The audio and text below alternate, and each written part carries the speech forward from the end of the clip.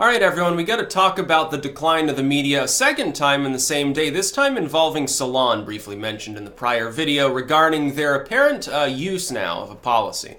Where in order to use Salon.com, by the way, you shouldn't bother going there unless you're using an archived link because there's really nothing worth reading on Salon. They've been in, I think, decline anyway. They had to downsize their corporate offices because they weren't making the bills on time and they were going to evict them. Like, no shit, like that was a story a few months ago, I think, or late last year. It was really funny. But Salon is telling its readers, basically, all 10 people who, they start their day by going to Salon.com. That's like their opening screen, like, wow, I'm going to see the news that they want me to hear for the day.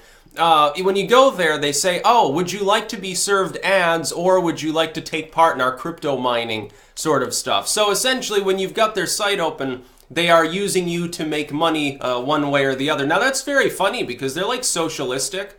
So that sounds very capitalistic to me. Oh, well, you're going to do a little bit of labor for us. Your computer's going to use a bit of its processing power to mine some cryptocurrency while you're connected to our site. By the way, that seems like an even trade. Like, you're not really going to notice a slowdown. I think the main worry is that someone will hijack that and like destroy someone's computer by forcing it to do 1,000 times more work than it would normally be programmed to cause the computer to use, or some crazy thing. I'm pretty sure it could be exploited somehow.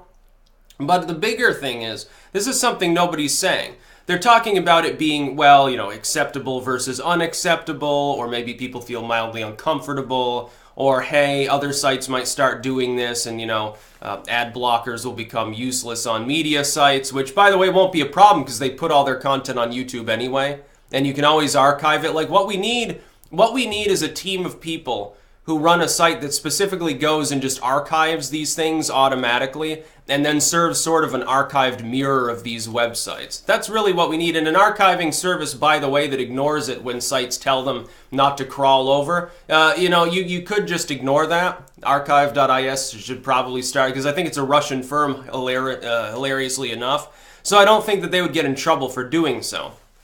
That's what should be done, though.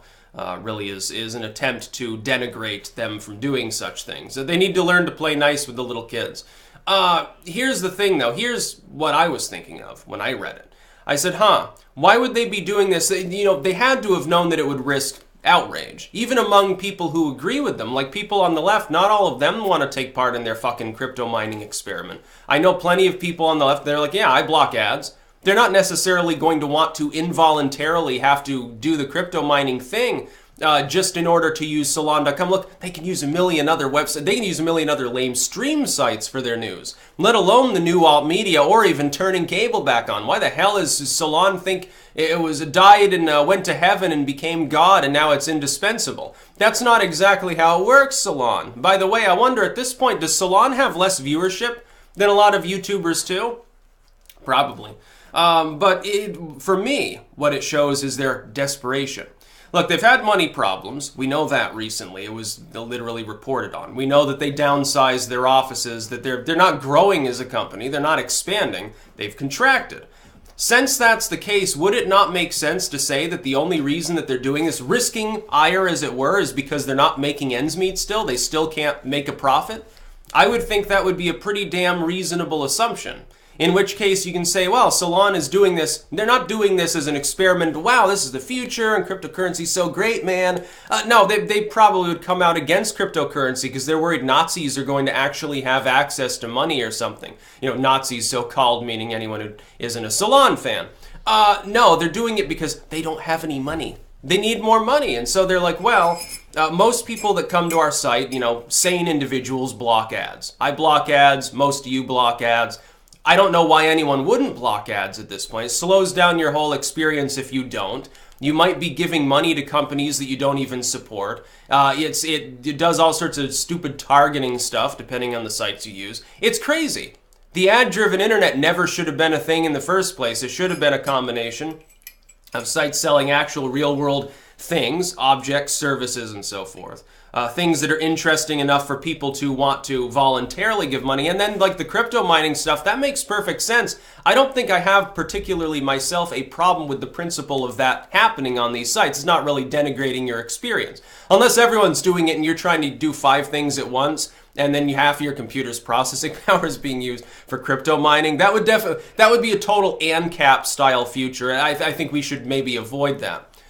The fundamental premise, though, is that Salon would not have bothered to do this and potentially alienate even its own fans, as well as arousing the flames of passion against them from everyone who doesn't like them. Like, this just gives easy fodder to everyone who doesn't like Salon, including myself. You know, bias aside, though, it's skeevy. Here's the thing. They wouldn't have risked that unless they needed the money. That's the only explanation. There's no way that you couldn't have told me that a site would ever very visibly implement such a thing. Put up a big paywall saying, well, do you want to see ads? Turn off your fucking ad blocker because we want your cash. Or do you want to take part in this grand experiment where we're going to get like Bitcoin, or they probably use Ethereum or something? They wouldn't have done that and alerted people to the fact that it was even happening unless they were desperate. Nope, absolutely not. Because a lot of people are still scared by stuff like cryptocurrency. They're going to go there to Salon, they're saying, oh my God, you want to hijack my computer? That's basically what they're going to say. Well, it's not exactly the case, you know, mostly, but it's going to scare some people. They won't use the site anymore. They'll say, well, if I can't block ads and you're going to try to do this to me, I just won't use your site. I'll use Vice. I'll use Vox. I'll go to Gawker Media and do some. I'll go to Heavy. I'll use, you know, anything. There are 1,000 other middleman media sort of left-wing sites that are just like Salon anyway. They're not even the biggest. They're certainly not the most well-written. Not that that's a very big talent pool, but you know, as it is. Yeah, Salon's so indispensable that you're willing to enable them to crypto mine. You know, anyone who doesn't have a problem with that and isn't going to get scared by it is probably mining Bitcoins on their own time anyway. So they're not going to want to mine any for you. So you're saying that someone who sporadically visits your site primarily for the purposes of criticizing it is going to actually enable this and not just get someone else who already doesn't have a problem with it to archive a page for them? Or that someone's not going to build a site that just crawls over your site and replicates everything there without doing anything? Oh, it can be done. Don't worry about it. Oh, your site will fail, probably. It'd be funny if it did. Because, I mean, it's a cesspit, basically. Salon puts out all sorts of crazy trash. Most of it's just clickbaiting. Like, I don't think they believe most of the crazy stuff that they spew.